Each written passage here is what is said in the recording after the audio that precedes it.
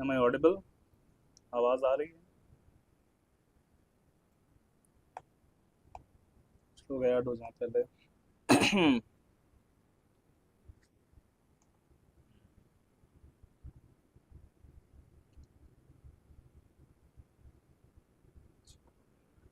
आवाज आ रही. Am I audible? आवाज आ रही. चलो, let's start the class for today. अच्छा. So today's topic is virtue ethics. Okay, virtue ethics is one of the main component of ethical theories. Okay, okay, Mukul, thank you. So let's start our topic. See, first of all, we must understand what is a virtue and what is a vice. There's difference between virtue, sorry, virtue and vice. See, these are basically opposite of each other, virtue and vice. Virtue are what we call in Hindi sadgun.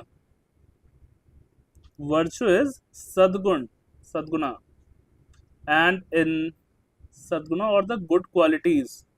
Okay, and vices are the bad aspects or the bad qualities, or what we call in Hindi the बुराई जिसे बोलते हैं हम लोग हिंदी में, that is vice. So now we need to understand that the term virtue ethics, okay, virtue ethics, why is it so? Because virtue in itself is a good thing, but the term itself is here is virtue ethics. See, basically what we have discussed till now in the previous two lectures are utilitarianism and the second thing deontology or the duty ethics. We have discussed about it. Okay, so what we need to understand here is that virtue ethics and utilitarianism and duty, these are all three schools of ethics. Like we discussed in duty ethics, that the morality of an action depends on whether it is a duty bound action or not, whereas in utilitarianism we judge the morality of an action on the basis of whether it is giving good output or it is beneficial for all or not. Okay, so here in virtue ethics, what we need to understand is the morality of an action is judged upon whether it is done with a good intent or not, whether it is governed by virtues or vices. So let's study about virtue ethics for a while. Let's understand the topic properly so that you are able to write answers and you are able to integrate these things in your answers so that you could do some value addition. Because what happens most of the time is people are, suppose this is an answer sheet. Okay, suppose this is an answer sheet. Okay, what people are doing, and these are the two pages, what people are doing, people are filling it up to here. Okay, here they are writing conclusion and here they are writing whatever they know or the general aspects related to public administration or governance, and they are not integrating any ethical theories. So what problem lies here is that is relevant as per the demand, but in UPSC means or the UPPCS or BPSC means, we are fighting for each and every marks or fraction of marks. So these are the things, these are the value addition which would allow you to have that extra 0.25 or 0.5 marks. Okay, so virtue ethics.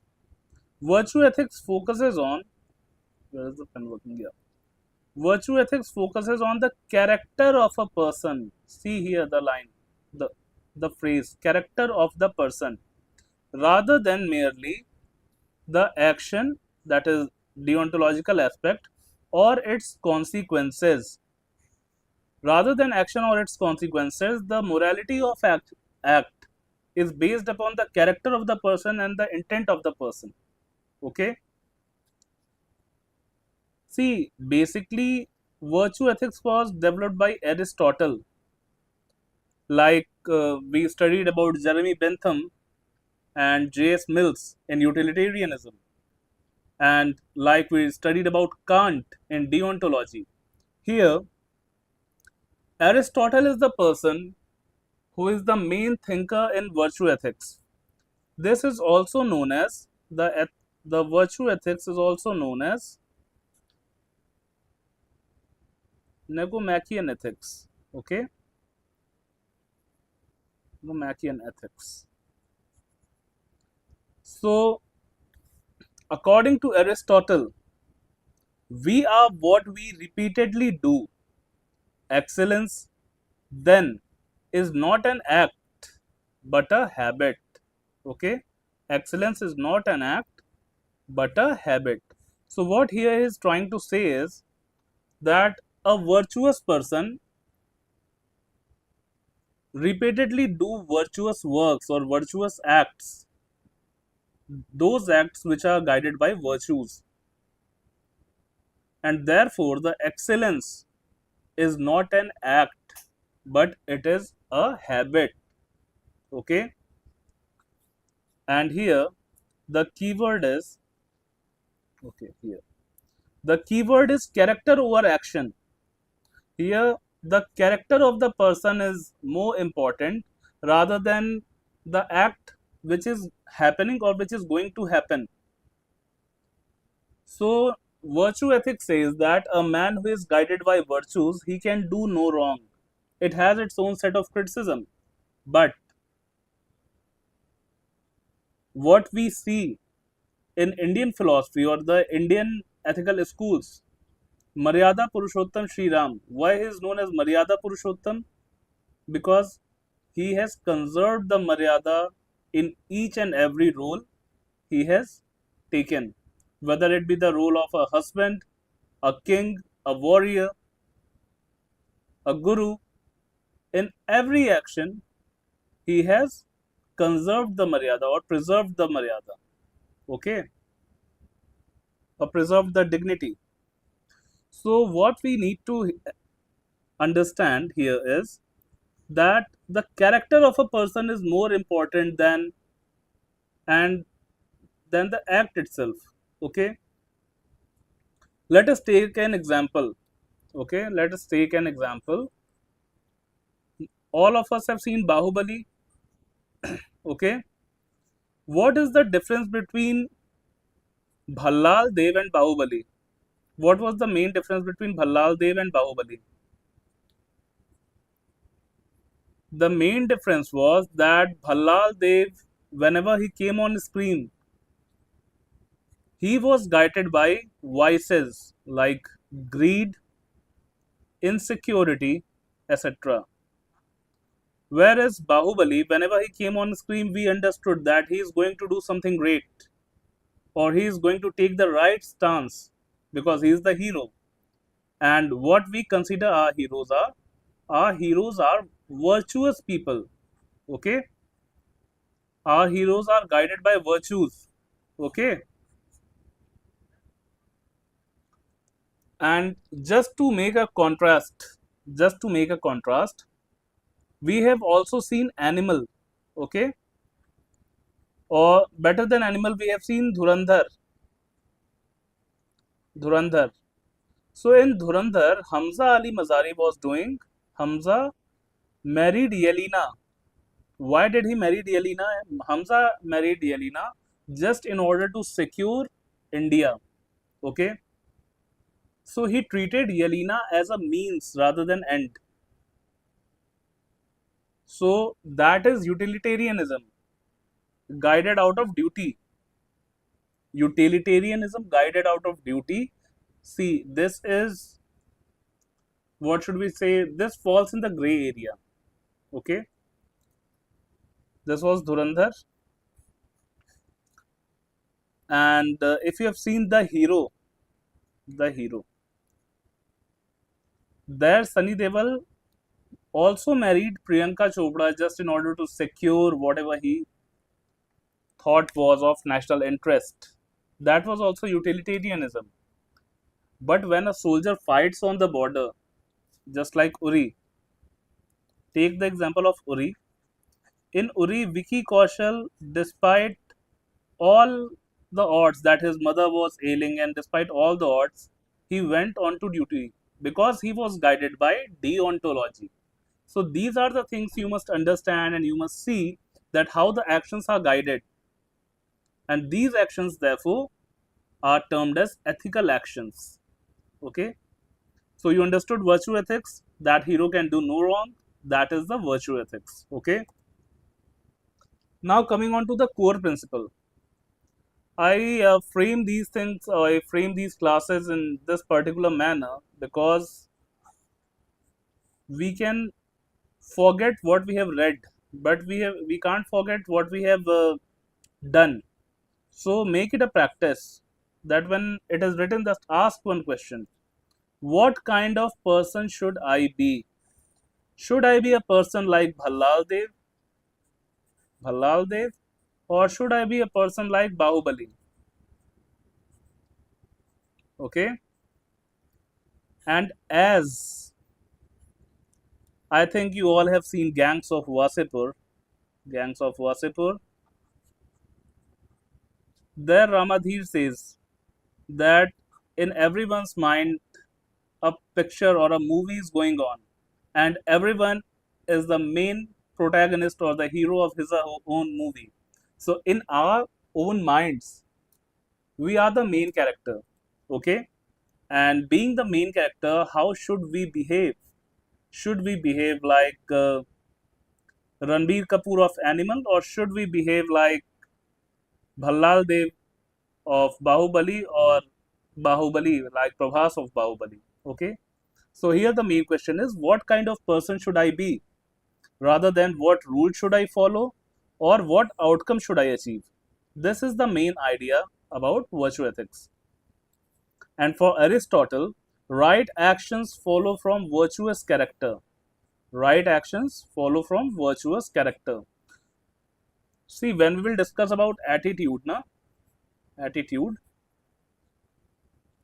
these things would, that how characters are built or how it is guided, how a virtuous character guided, how there are interconnectedness between virtues and behavior, that all will be discussed in the attitude part. Right now we are discussing the ethical theories.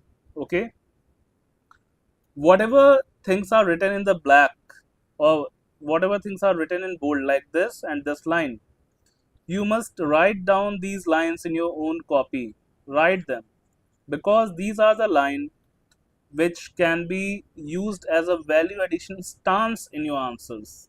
Okay, right action flows from virtuous character. If you write this line, the evaluator would eventually come to know that you are the person who has read ethics properly, because most of us, while writing the mains paper or while preparing, we skip the ethical theories. We just read it, that what is the basic principle, but we don't integrate them in our answers. And whenever you will integrate these theories in your answer, you will eventually get 0.5 to 0.75 marks extra in every answer you attempt. Okay, now moving forward. See, there are five common principles of virtue ethics. The principle 1, character is supreme. So virtue ethics says that ethics begin with building good character rather than merely obeying rules. Okay. See, whenever you go, or whenever you are riding a bike, whenever you are riding a bike and you are wearing a helmet, what happens is, most of the times you are wearing the helmet just because you want to avoid the fine or the challan the traffic police could charge upon you, just because you are not wearing a helmet. So wearing helmet just because to avoid challan is not a sign of a good character, rather than it's a sign of obeying rules. ठीक है, rule obeying citizen. But a citizen who is driven by good character or good virtues will eventually understand that it is for your own safety. Okay, for your own safety. Therefore, the rules are made. Even in deontology, I told you that while framing rules, it is deliberated so much so that there is no flaw remaining in the rule. And if we take this stance a little further of duty ethics, not virtue ethics, but duty ethics, what is the role of parliament? The role of parliament is nothing but to do deliberation on the policies, on the rules and acts, so that it is made perfect and there are no loopholes. In a similar fashion, obeying rules just because there is a punishment or there is a sanction along with it, and you are obeying the rules, you are just a law abiding citizen. You may be ethical or you may be unethical, but here your purpose is or your interest is to avoid challan. But if you are understanding the intent of the government or the intent of the law, you will understand that wearing helmet is just because it is for our own safety. Okay, now let's discuss some of the examples. Hi Alok, hi Mukul, कैसे हो? Let us discuss some examples. An honest officer naturally resists corruption. Okay, an honest officer naturally resists corruption because he is a man of integrity. He is a man of integrity and therefore he resists corruption. Secondly, where is the point? Yeah. A compassionate collector prioritizes vulnerable citizen. See, what we have read in duty ethics is, or what, see, whenever you are reading something, now, you should always have a picture of what also is going on. Like in duty ethics, it is not a duty of any officer to prioritize someone. Okay, it is not a duty. And in utilitarian ethics also, utilitarian ethics focuses on majority rather than singular person. Majority rather than singular person. Duty ethics at the same time focuses on individual but with respect to the right issues. But here a compassionate collector prioritizes. There is no priority, but there is a sense of duty. If you want to understand the difference between duty and priority is, suppose 5 persons are there in your office. 5 persons are there in your office, and there are 4 people are of middle age, say 40-45 age group, and there is a person who is 75 plus. So if you are driven by compassion, sympathy, empathy, you can understand that tomorrow this can be the condition of my own father, my own mother. So what you will do if you are driven by compassion or you are driven by virtues, you would prioritize them. Okay, and suppose there is a token system, you can still prioritize him because there is a reasoned discretion over here. Write this term, reasoned discretion. Okay, reasoned discretion. But when you are simply guided by duty, you would say that since your token number is later, you have to wait. But officer driven by compassion or other virtues, he would prioritize the older citizen. Okay, now what are the keywords related to some, let's understand some of the keywords related to virtue ethics. The first keyword is character. Okay, character, which we call in Hindi charitra, ki how is the character of a person. Okay, second is integrity. What is integrity? It is the constant showcase of ethics and morality even when no one is watching. Moral excellence. Moral excellence is that your morals are of the highest order and you are not ready to bend them, in any case. Moral excellence. You are either not ready to bend them, or you are having a good set of virtues. That also represents a moral character. And then there is ethical leadership. Ethical leadership. Suppose there's a new ASP posted, a new IPS is posted as an ASP, okay, and he sees that, and is making his own reputation that I won't take bribe, I will be impartial, okay, and I would see things in detail rather than overlooking the concerns of public. So if this kind of leadership is there, and the subordinates are made accountable, subordinates are made accountable, then the subordinates have to follow anyhow the ethical aspects which is being showcased by the new officer or the ASP. Okay. Now, moving forward, virtues are cultivated through habit. What was the first principle? First principle was character is supreme. Secondly, virtues are cultivated through habit. Virtues are cultivated through habit. You can easily link this to attitude formation. Attitude formation. Okay. Attitude formation. What is an attitude? Attitude is nothing but a predisposition.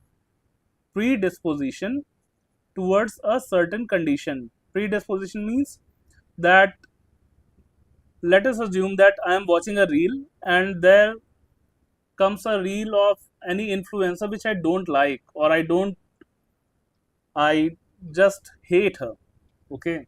So what I would do, I would directly scroll her up. Scroll. We all do this thing that whenever a reel comes or a person comes in our feed and we don't like, we just scroll up. This scrolling up shows that you have a negative attitude towards that person. Okay, this is a predisposition. And when we will read about attitude formation is a gradual process, and attitude formation is made through habit, or doing things repeatedly forms attitude. So here also Aristotle is talking that virtues are cultivated through habit. Okay. See, he says that virtues are developed through repeated ethical actions. This is the keyword here. Mark it. Repeated ethical action. Okay. Always use these terms, whatever I am focusing on or I am just highlighting them. Use these terms or phrases in your answer. Okay. Repeated ethical actions and become part of one's own personality. Okay. One's own personality. Example, an officer who consistently conducts transparent public hearing gradually builds a reputation for fairness and trustworthiness. That he is always doing transparent conduct. So he builds a reputation that he is fair and trustworthy. But see, this is a example, but let's take a more basic example. Okay, more basic example. We all are Indians, and most of us have listened to stories what our mothers and grandmothers used to tell or recite to us in our younger age. Okay, we all have read the stories of Krishna, Krishna Bhagwan, Ramji. We all have read their stories, Hanumanji. But what is the rationale of storytelling?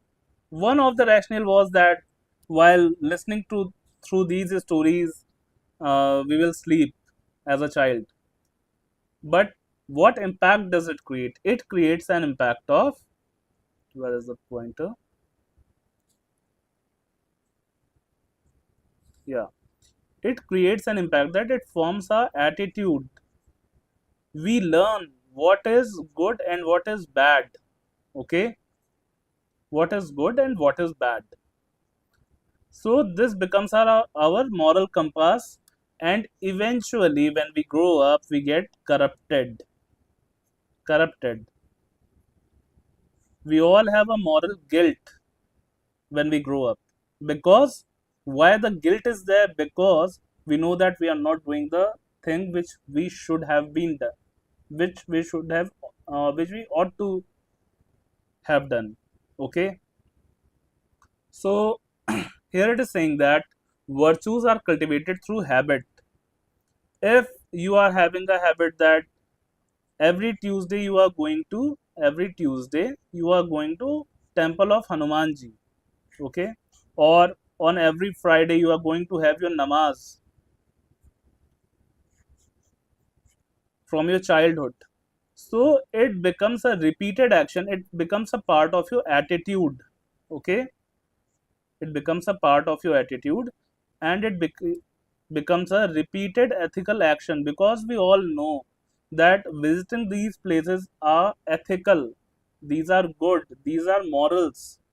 Okay, so when we are going to the temple regularly, we become faith, we tend to have faith toward God. We try to understand that God is supreme, and we should also be God fearing, because there is justice of God. Okay, justice of God.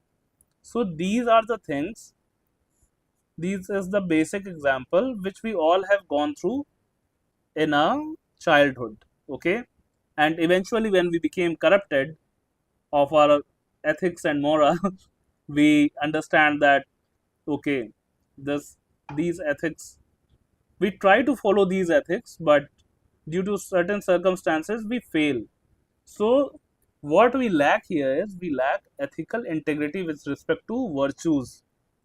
Okay, ethical integrity with respect to virtues is the first thing which is sacrificed.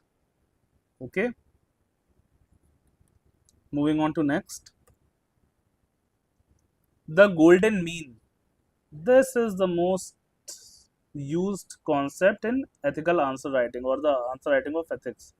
Doctrine of mean, or the golden mean of Aristotle. According to Aristotle, virtue lies between two extremes. Okay, two extremes. This is minus, this is plus. Aristotle says, suppose it's a number line or a coordinates. Aristotle says that virtue lies here at 0, neither extreme, at neither of the extremes. Okay, so here, okay, here deficiencies are written, deficiencies, that lack. Here the excesses are written, excess means extremes are written, and between these two extreme lies the virtues. So let us discuss one by one. Cowardice, kayarta, recklessness. Okay, between cowardice and recklessness lies courage. Okay, you should not have so low courage that you can't face people or can't face the circumstances, and neither you should be of the attitude that जो होगा देखा जाएगा, because जो होगा देखा जाएगा में जो होता है वो देखा नहीं जाता है बाद में. ठीक है, that is the main thing. Secondly, the virtue is generosity. The deficiency of generosity causes stinginess. Okay, while the excess of generosity causes extravagance. Okay, extravagance. Similarly,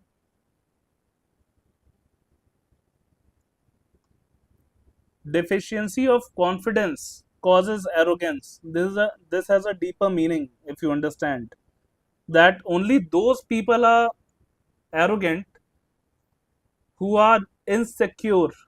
Okay, and those who have excess confidence, they show off too much.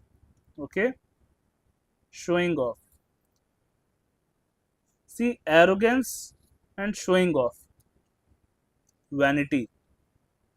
In between these two extremes, these are the vices. Okay, these are the vices. There lies the golden mean, which is the virtue. Understand?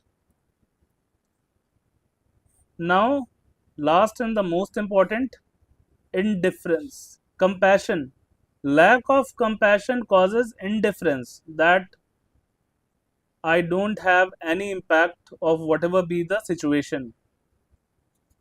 Secondly, excess of compassion causes emotional over involvement. Emotional over involvement. Suppose a doctor is too much compassionate. Okay, a doctor is too much compassionate, and he feels that if I will if I will put cannula at the wrist or at the palm of the patient, he would feel pain. But if he is so sensitive towards the pain of his patients, how would he treat him? Understand? Or it is Munna Bhai MBBS first speech of Boman Irani. Okay, when the girl says that I feel the pain of my patients, and he says that these hands are rock steady. Understand? That is emotional, that he is just guiding. We all feel that he is a rude person, but basically he is just trying to say that emotional over involvement causes harm to the patient itself. Okay, practical wisdom, that is phronesis. Use these words in your answers, these keywords, phronesis, and then golden mean or the doctrine of mean. So what it says, phronesis, what is phronesis or practical wisdom? A virtuous person applies wisdom to choose the right action in the right situation. Okay, right action in the right situation. Let us understand it by example. Balancing strict law enforcement with humanitarian concerns during disaster relief. Okay, see, if there is a disaster and there is distribution of food, distribution of food. So we all have seen that even without disaster, whenever there is a bhandara, all the aspirants who are living in ORN must have seen this or must have felt this, that whenever we are going to a bhandara, there is a condition that people are pushing each other. People are pushing each other. And how we behave at that point? We are just standing in our line and people are coming and taking out of turn. So what happens here is your law abidance. Okay, you are abiding the law. So your obeying of law has no value. It becomes redundant because the one who is not following the law, okay, he is getting benefited. And it is your right that if you are obeying the law, you must have the benefit. Okay, it's a basic principle of law that if someone is obeying the law, he must have his own legal rights. So in during the case of disaster relief, okay, there are some situations when prioritization needs to be done, that has an impact of utilitarianism, but there is also a need of strict law enforcement, because at times it happens that some antisocial elements during the conditions of flood, earthquake. In earthquakes, usually there is a lot of loots, okay, a lot of theft and robbery during earthquakes. During floods, there are cases of rapes. So the law enforcement agencies have to maintain strict law enforcement, while at the other hand, they have to maintain the humanitarian concerns during disaster relief. Let's one again revisit Bahubali Part 1. Okay, Bahubali Part 1. Why does, what was the name of his mother? I don't remember. Okay, the Rajmata Shivgami Devi, why did she appointed Bahubali as the king? She said that on one hand he was killing the opponents Kalkeya, okay, and on the other hand Bahubali was protecting his own citizens, okay, his own subjects. So on one hand he was just killing all the opponents of Kalkeya, and on the other hand he was protecting his own subjects, and that is the quality of a king, the virtuous king. So she knew that out of Bhallal Dev and Bahubali is more virtuous and he is more eligible to be the king. Okay, so that is this example, balancing strict law enforcement with humanitarian concerns during disaster. Okay, now let's come to prioritizing urgent medical aid while maintaining procedural fairness. Let's revisit Munna Bhai MBBS. यास ना, वो कोई मरने की हालत में रहा तो उसका फॉर्म भरना जरूरी है क्या? This is that example. Okay, prioritizing urgent medical relief or urgent medical aid while maintaining procedural fairness. So what happens here? Okay Shivam भाई, आप कुछ मैसेज रिट्रैक्ट किए हैं. शिवम भाई आप कर लो, फिर से हम देख नहीं पाए थे बस. Okay, prioritizing urgent medical aid while maintaining procedural fairness is Good Samaritan. Good Samaritan. What is Good Samaritan? Basically, earlier people would not help any victim of road accident, and the first hour is treated as golden hour. Golden hour. So the government came with an amendment in the Motor Vehicles Act, and it allowed that anyone who is coming for the first aid or for the medical relief of a road accident victim, he would not be subjected to any police interrogation or police procedures. Okay, police procedures.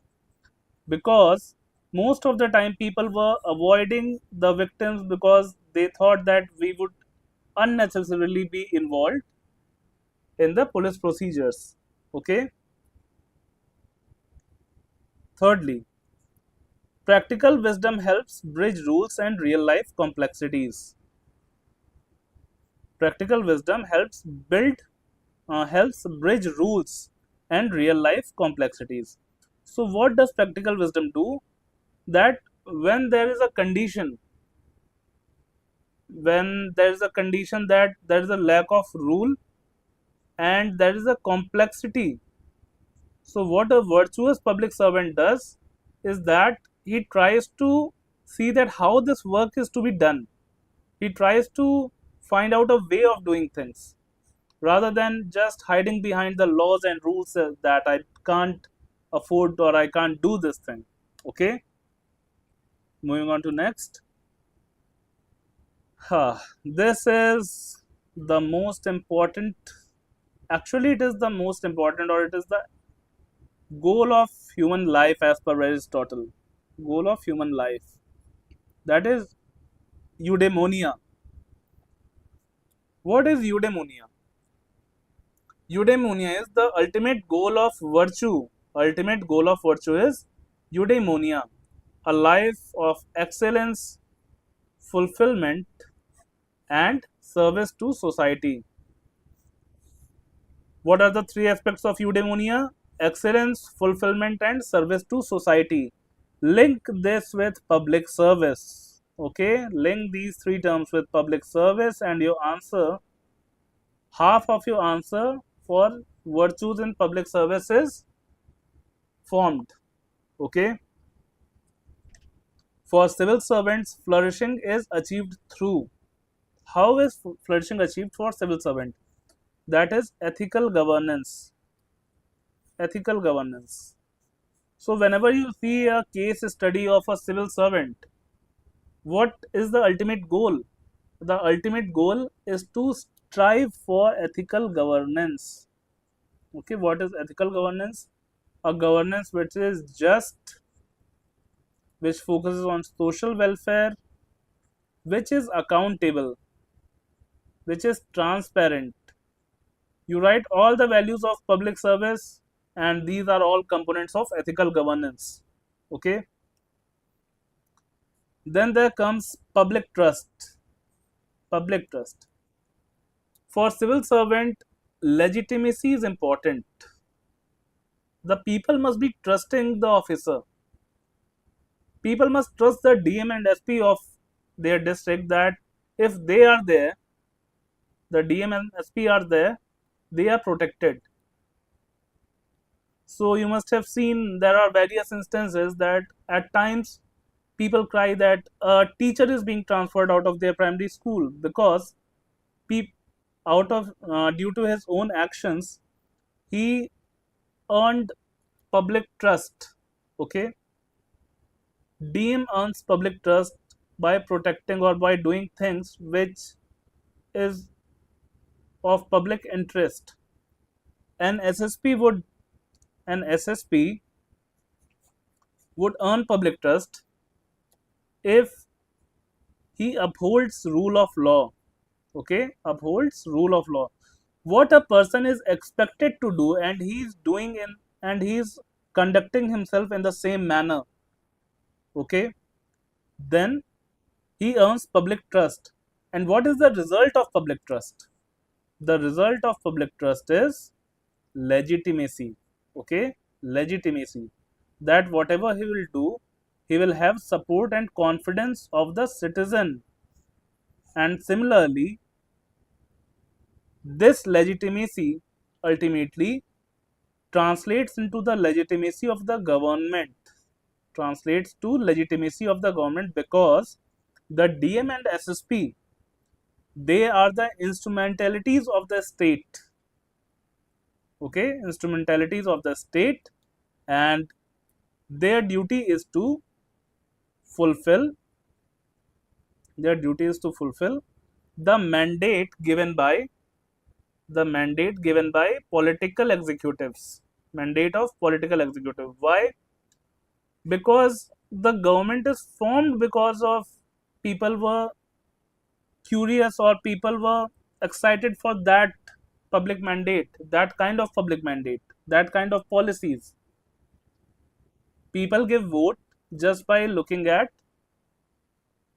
the politician, their manifesto, and if people think that yeah, we want this kind of policies, they give their mandate to the political representative and they form their own government. And when the government is formed, government appoints DM and SSP, and they are expected that whatever is the role or whatever is the mandate of the political executive, we have to implement that. While implementing that mandate, okay, while implementing that mandate, they should ensure that it is within the constitutional limits. Okay, chalo, will not get into more details because that would now get into the terrain of anonymity and all those, the value of public services. That is another part. Thirdly, that is citizen welfare. Citizen welfare. Take example of a CMO. CMO. It is the duty of CMO to ensure that the CHCs and CHCs, PHCs, district hospitals, they are working efficiently.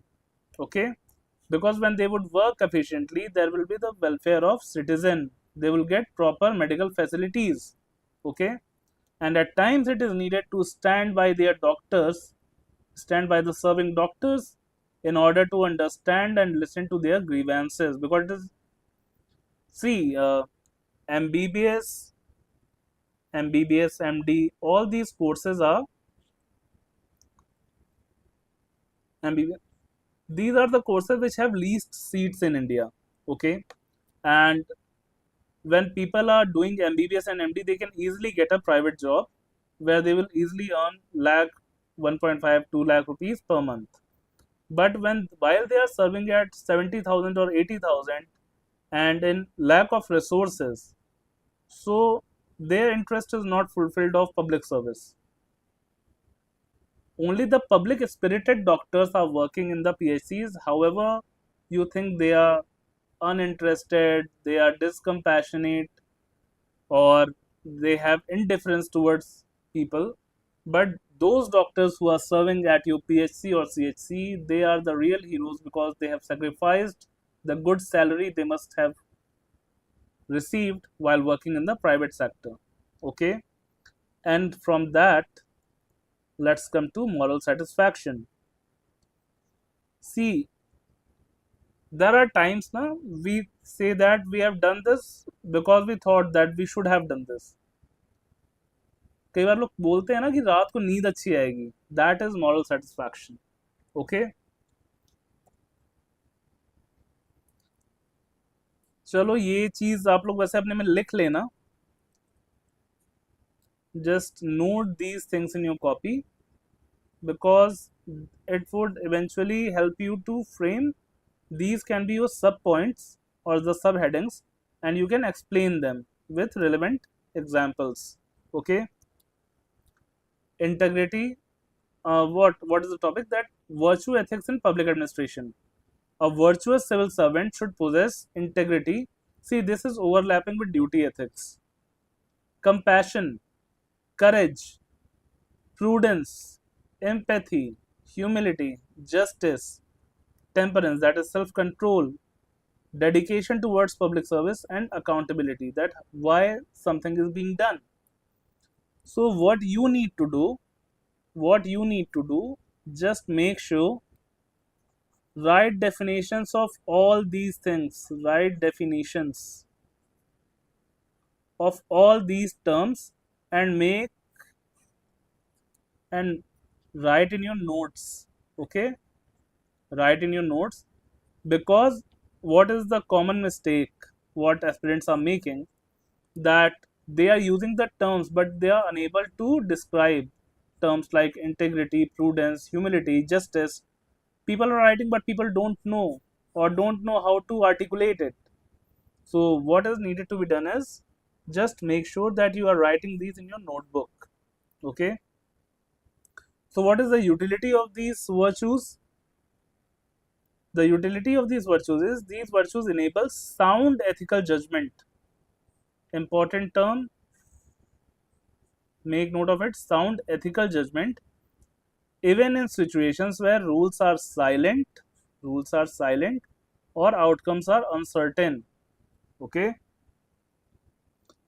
so what is required here, that when the rules are silent or the outcomes are uncertain, you need to follow what is ought to be done as per your virtues.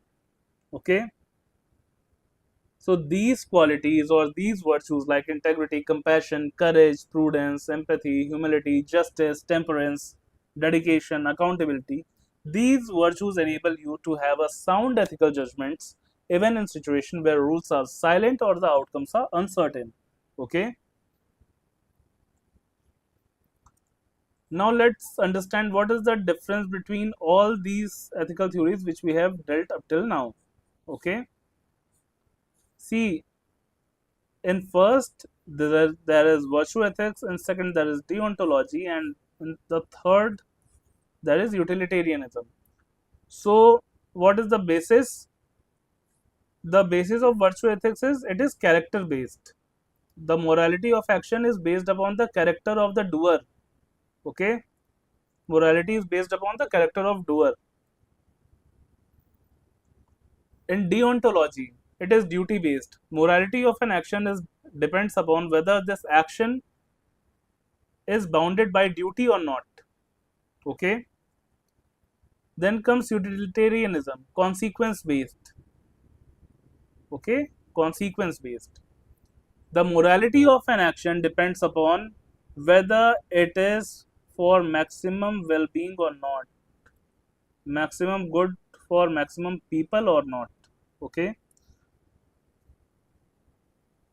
see, virtue ethics focuses on who should I be or how should I be, what kind of person should I be. Deontology focuses on what is my duty. Okay, what is my duty, and utilitarianism focuses on what could be the best action which would yield maximum result, maximum positive result for maximum people. Okay, utilitarian focuses on what should be the action which yields maximum good for maximum people. Now, in virtue ethics, virtuous habits guide action. If an action is virtuous or action is good or action is conforming to the virtue ethics, then virtuous habits guide those actions. Okay, virtuous habits. In deontology, rules guide the ethical actions. In deontology, rules, duty or regulation guide the action. In outcome based ethics or the utilitarian ethics, outcome guides the action. Outcome guides action. Okay, what is the aim of virtue ethics? Aim of virtue ethics is moral excellence. Okay, moral excellence. For deontology, it is moral obligation. A person does something because it is this moral obligation. And in utilitarianism, the intent is greatest happiness. Okay, greatest happiness.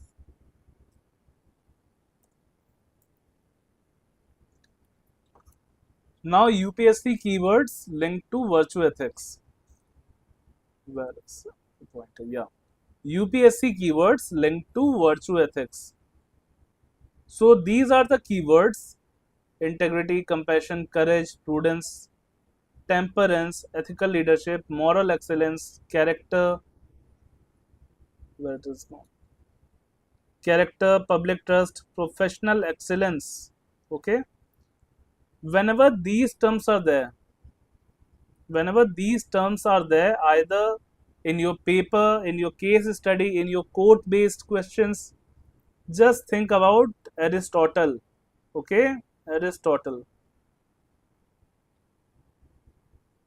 And when you will think about Aristotle, just think about virtue ethics. And when you think about virtue ethics, think about the 5 values or the 5 components of virtue ethics. That was practical wisdom, eudaimonia, character, habit, okay, and this. So whenever you will have this structure in your mind and whenever you see these keywords, you can easily frame your answers. Just write this keyword, elaborate with respect to context. See, whenever you are elaborating your subheadings or the subpoints, the subheadings must always be elaborated as per the context of the question. What is the demand of the question? What people do is they write a subheading related to theory or the concept, and they elaborate that theory or concept itself in the explanation. But what problem occurs here is that this explanation is not the demand of your question. The demand of your question is that this is the concept. You link this concept with this context. This is the whole demand. And in order to substantiate this, you need to give an example. This is how the bodies are written in ethics. Okay. Then comes common UPSC questions where virtue ethics fits. See, whenever a question comes now, it can have 2 or 3 schools of ethics justifying it. Okay, like ethical leadership. Ethical leadership can be justified through duty ethics as well as virtue ethics. Okay, so whenever ethical leadership is coming, you must always think of both of these, duty and virtue. Integrity in public life, duty and virtue. Compassion and administration, all three. Oh no, sorry.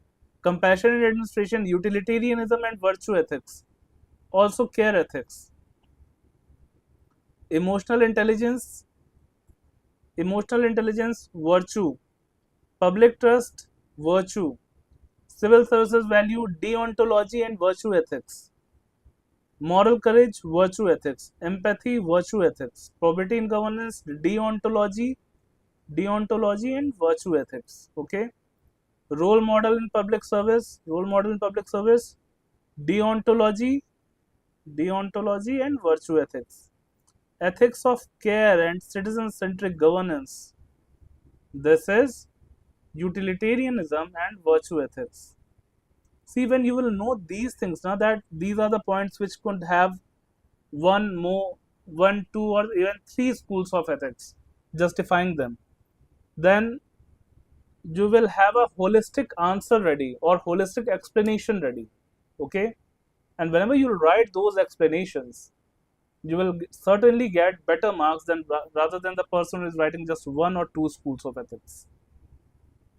See, these classes may look like long, but believe me, if you will implement these things in your answers, you will certainly have an edge or you will get a better service. Okay,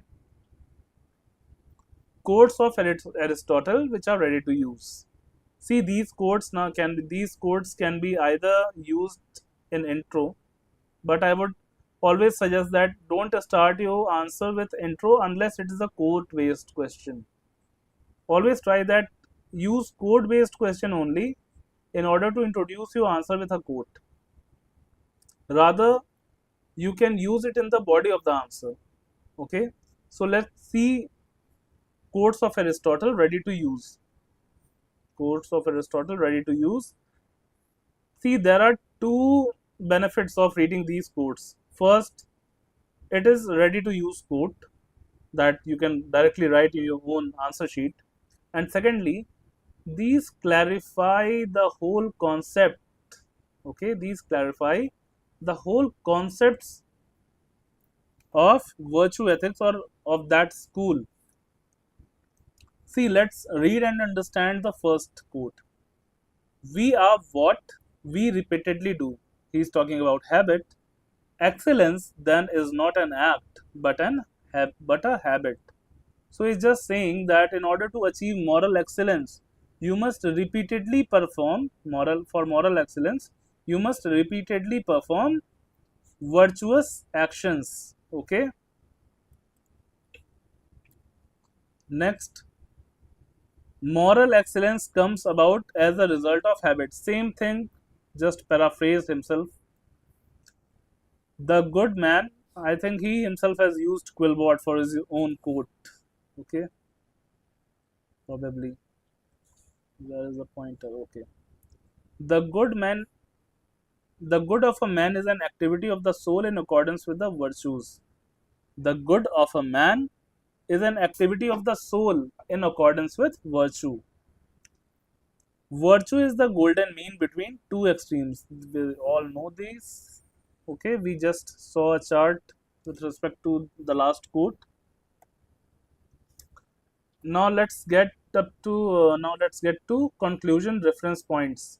See, if you will frame your conclusion on these basis, on these ideas or reference points in ethics for virtue ethics, you will certainly frame a good conclusion. What evaluator does? Evaluator usually reads your conclusion. He may not read your body of the answer, but he will definitely read your conclusion. And on that basis, he awards you marks. So a good conclusion is very important. So ethical governance, so the first conclusion reference point is ethical governance is sustained not only by good laws but by good character. Okay, ethical governance is sustained not only by good laws but by good character. So this can easily be used when there is a conflict between law and values. Okay, this can be used as a reference point, law and values. A virtuous civil servant inspires trust because integrity is reflected in consistent conduct. Whenever the question is related to legitimacy, okay, legitimacy, public service values, this could be your reference point. This line could be your reference point, and around this you can frame a good conclusion. Rules may prescribe correct actions, but virtues ensure they are performed with wisdom and compassion. When there is a conflict between deontology and virtue ethics, what you need to do, you don't make them conflict, you don't present them as a conflict, but rather make them complementary or harmonize them. Okay, make them complementary or try to harmonize them. So it is written that rules describe that what actions needs to be done, but when it is acted upon by a virtuous person, it is done with wisdom and compassion. Wisdom and compassion. Okay. See, you are just helping. So let's take an example that you are helping a needy person, but you are not helping out of your own will, but you think that it is my duty to do. That is an action, a good action, but that's not a very good action. For a very good action, you must feel that you must also feel good by helping those people, those who are in need. Okay. Next is strong institutions. Strong institutions require officers whose character is as robust as their competence. See, the competency is judged in LBSNA, and in LBSNA as well as SVPNA or the respective academies and the state administrative academies. They build competence and they judge the officers based on competence. And when they feel that a person is competent enough to run a district or to be in the services, they recommend them. But what here it is saying, it is assuming that strong institution require officers whose character is also as robust as their competence. So there is no question about the competence of the officer, but here the focus is that character should also be so robust as robust is their competence. Okay, character must be so robust as they are competent. This is a simple memory trick. Here I have used AI to build this mnemonic, and I'm saying, I'm just admitting that I have used AI for this. See, for by we understand values and character first in virtue ethics. I represents integrity through habit. Integrity through habit, repeated virtuous action. Okay. R is the right balance, that is golden mean. Between two extremes there lies a golden mean. T is temperance and practical wisdom, self control and practical wisdom, what to do in what situation. U stands for upright moral character. Upright moral character. E is excellence through continuous practice. So, what is the gist of virtue ethics? The whole gist of virtue ethics is be a good person first, good actions will naturally follow. Okay. Now, let's come to P by Q. Okay.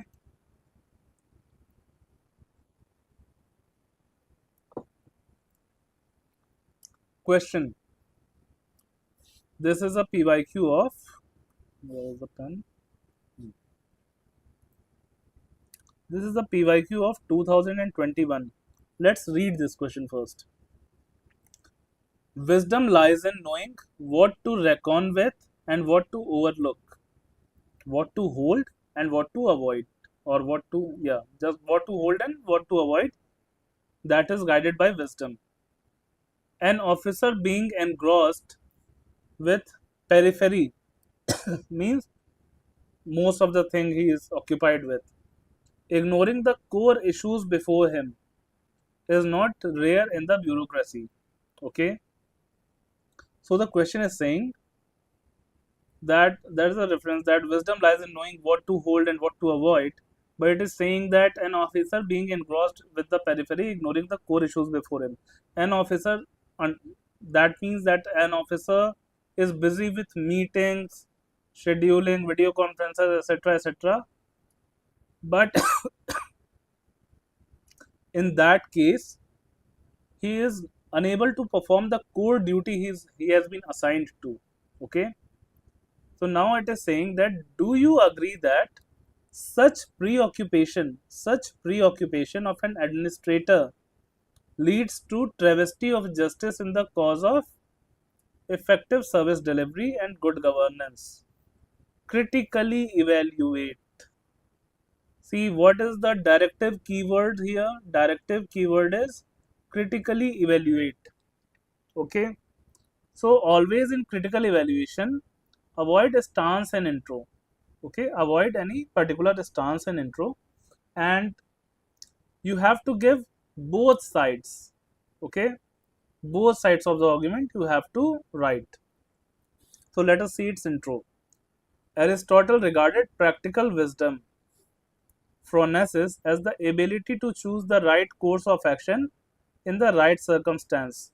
So this practical wisdom or phronesis is of utmost importance in case study. Okay, because it is the ability to choose the right course of action in right circumstances. So a civil servant must therefore distinguish core public concerns from peripheral issues. Core public concerns from peripheral issues.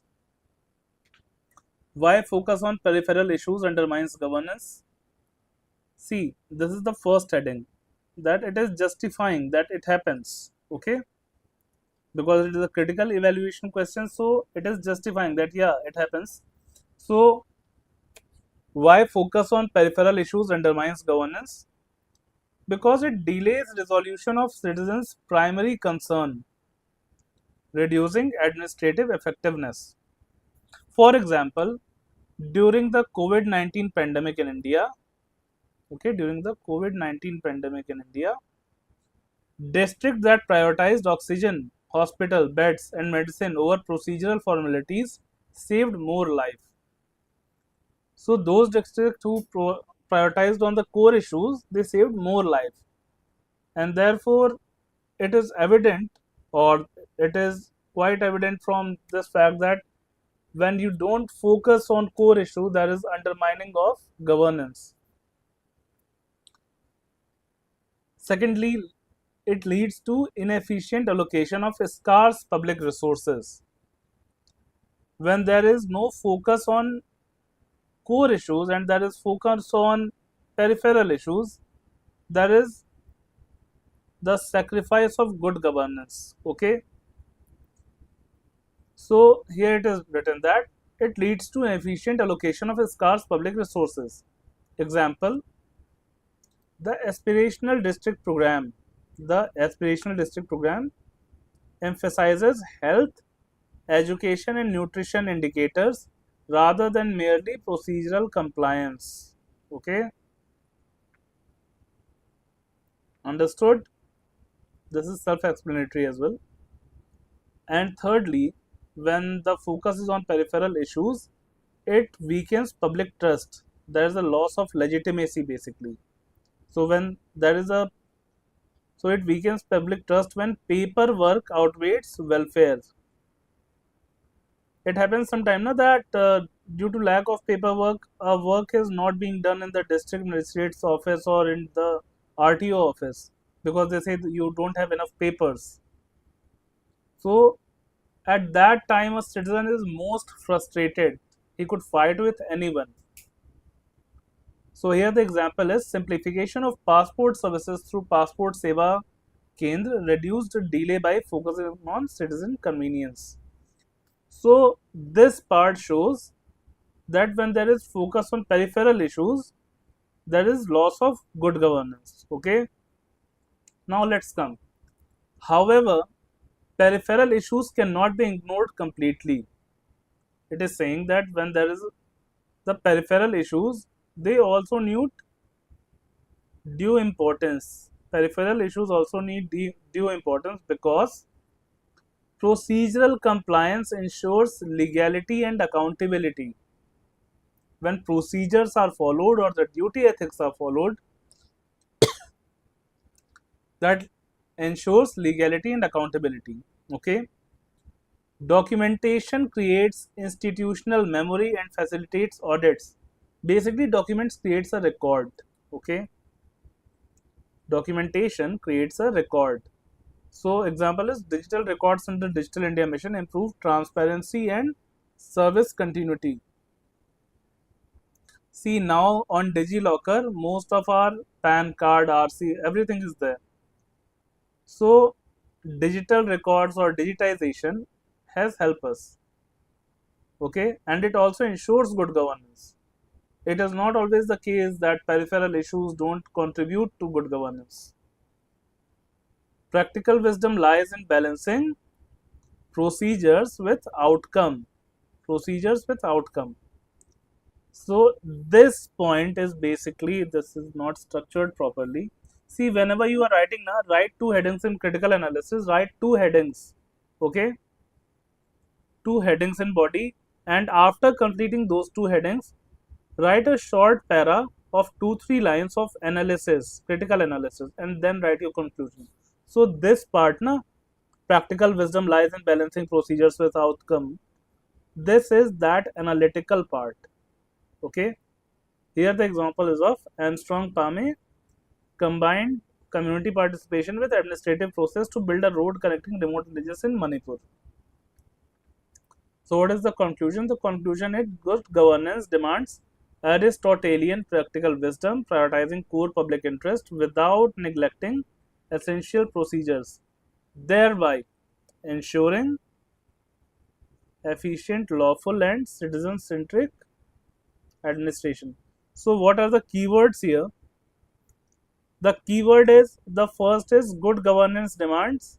Good governance is the keyword. Aristotelian practical wisdom is the keyword here.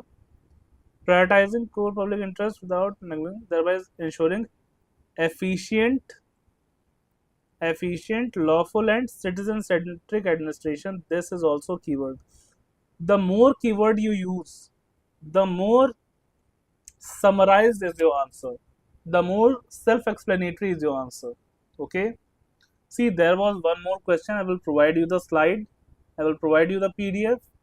If any question is there, you can directly drop a telegram message to me.